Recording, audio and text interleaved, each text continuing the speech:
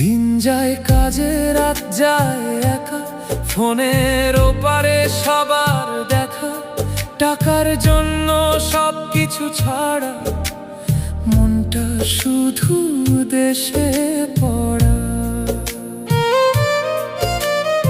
একদিন ফিরবো নিজের ঘরে, মায়ের কোলে মাথা রেখে। এই স্বপ্নটাই বাঁচিয়ে রাখে প্রবাস জীবনের প্রতিটা রাতে।